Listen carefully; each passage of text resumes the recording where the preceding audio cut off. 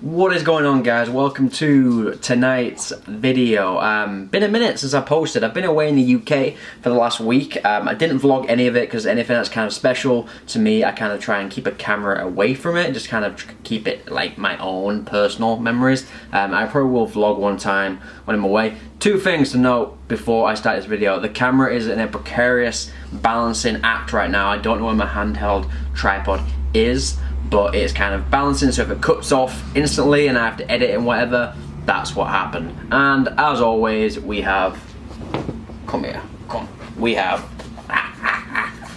Pugs. Lily's over there asleep and Penny is being mischievous, as always. So we have Pugs here, so if you hear scuttling and snorting and general pug behaviour, that's what's up.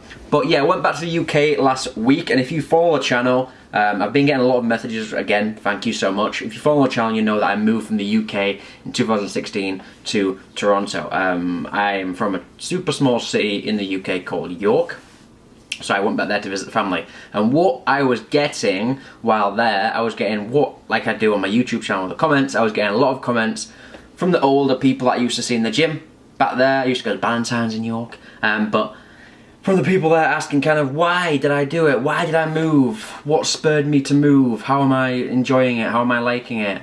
Was I not scared? Was it not a massive decision? Were my parents not angry?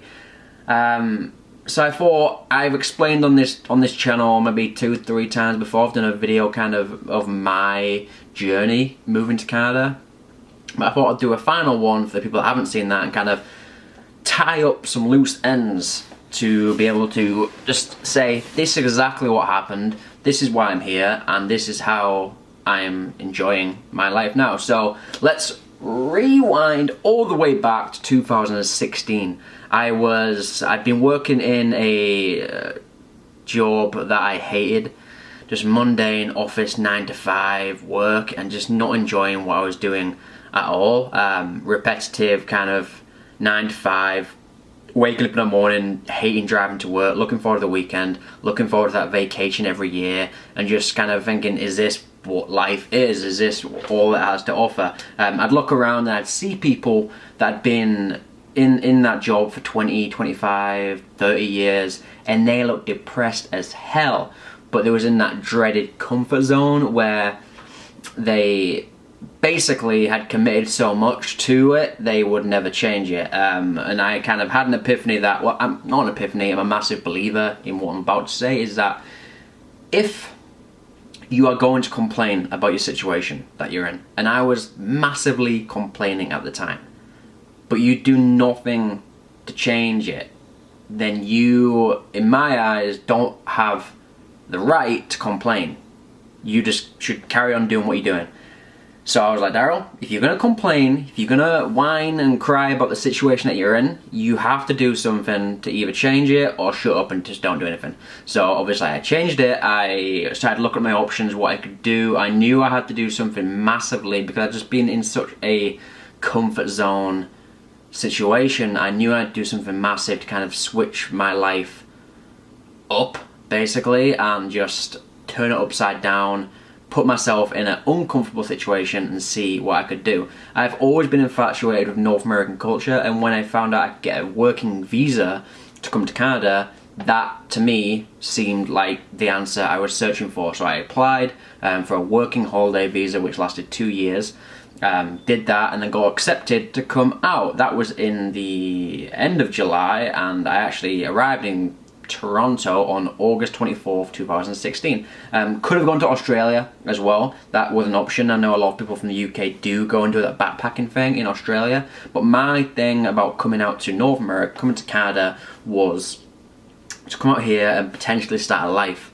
I didn't know what I was going to do. I didn't know what situation I was. I basically left my job. I had an argument with my boss. He said, if you want to leave, leave. And I basically left my job, saved up money, and came out with no plan, but I could work. I had that option, my working holiday visa, that I could work. So came out here, and just going back to the Australia thing again, this is a bit all over, sorry, I'm very tired, but going back to the Australia thing, people go there from the UK or whatever, and They go there, they take some photos, look pretty dirty, go on a banana farm, do whatever, do the traveling thing, and then they come back home, same situation. I've seen that many times, but like I said with North America, I wanted to come here and make a life for myself. If I enjoyed it, I didn't know that yet. So August 24th, I boarded a plane in Manchester to Toronto Pearson and arrived here.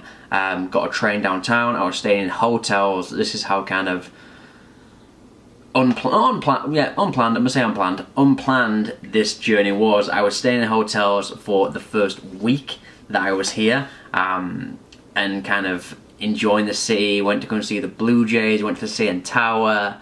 It was summer, so it was beautiful. Canada's not always cold, in the summer it's beautiful.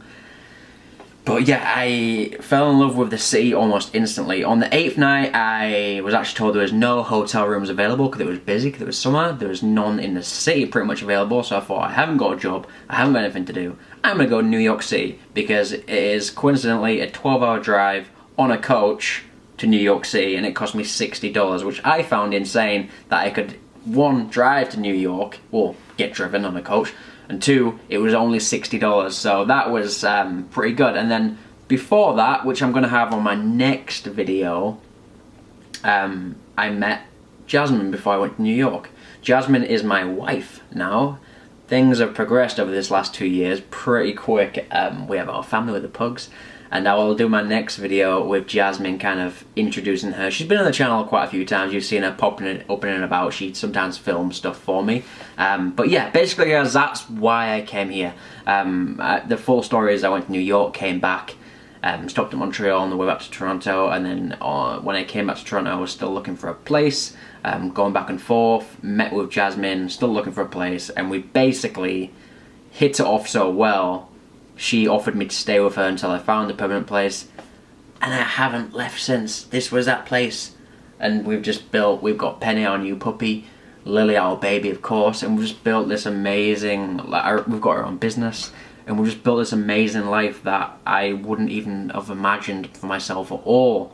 If I'm thinking back 4 years ago, 3 years ago, I wouldn't have imagined that whatsoever. But what I like to say with this kind of change and leap in my life is that a lot of people ask, what if it went wrong?